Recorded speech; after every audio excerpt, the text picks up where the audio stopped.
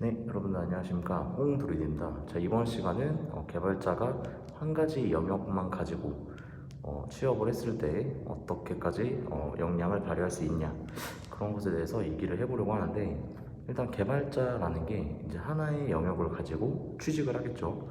근데 이제 취직을 하게 되더라도 이제 예를 들어서 앱 개발자라고 했을 때 앱 개발 영역만 다루지 않습니다. 그러니까 회사 내에서는 뭐 여러 가지 팀이 존재할 수는 있겠지만, 보통 중소기업이나 이제 좀 소규모 스타트업 기업에 가게 되면 본인이 한 가지 영역만 다룰 줄 안다고 끝나는 게 아니죠. 아무래도 뭐 서버를 다루게 될 수도 있는 거고, 뭐 갑작스럽게 뭐 안드로이드 개발자로 들어갔지만 아이폰 개발도 하게 될 수도 있고, 또는 서버를 직접 구축을 해야 될 수도 있겠죠. 만약에 서버 안에는 또 데이터베이스라는 영역이 있을 수도 있고, 이렇게 여러 가지 영역들이 한 프로그램 안에 존재하게 되는데, 그래서 여러분들이 어느 한 직종에 취업을 한다고 해서 내가 이제 하나의 코어 분야에 대해서 이제 그것만 가지고 있다고 끝날 게 아니라, 여러분들이 항상 공부를 하셔야 된다라고 생각을 해요.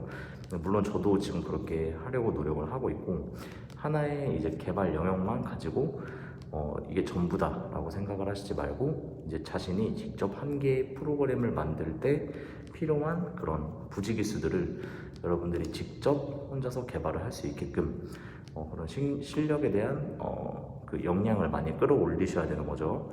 예를 들어서 앱을 만든다라고 했을 때, 앱에는 이제 뭐 SNS 앱을 만든다라고 했을 때, 일단은 안드로이드 버전 뭐 앱이 필요할 거고, 또는 뭐 아이폰 버전의 앱도 필요할 수도 있고, 화면 구성이나 뭐 자바 그런 동적인 기능은 자기가 구현을 할 수 있다라고 쳐도, 서버나 이런 네트워크 통신 같은 경우는 뭐 서버 개발자한테 뭐 개인 앱을 만드는 경우에서는 혼자서 이제 개발을 하게 되는 경우가 있어요. 그러니까 뭐 외주를 줄 수도 없는 노릇이고, 또는 뭐 친구 뭐 이렇게 같이 협업을 해도 되겠지만, 그래도 뭐 친구도 만약에 서버 개발자가 아닌 경우, 그러면 혼자서 그거를 다 해야 되는 경우가 있죠.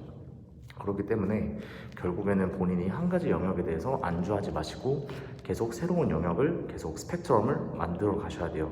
계속 파생돼서 내가 이러한 영역, 저러한 영역 다 다룰 수 있을 때까지 여러분들이 그 영역에 얼마나 발휘할 수 있을지에 대해서는 여러분들이 하기에 달려 있다라고 생각을 해요. 저도 지금 사실은 안드로이드 개발자로 이제 뭐 이직을 했지만, 지금은 이제 또 C 언어도 공부를 해야 돼요. 또 C++, 뭐 이런 영상 처리 기술도 해야 되기 때문에, 여러분들도 그런 공부들 하나 놓치지 않고 다 미리미리 본인이 원하는 영역에 대해서 공부를 했다고 만족하지 말고, 계속 다른 영역과 같이 맞물려서 공부를 하시면 여러분들도 좋은 프로그램을 혼자서 다 구축을 하실 수 있을 것 같아요. 자, 오늘도 영상 봐주셔서 감사하고요. 저는 다음 비디오 때 또 뵙도록 할게요.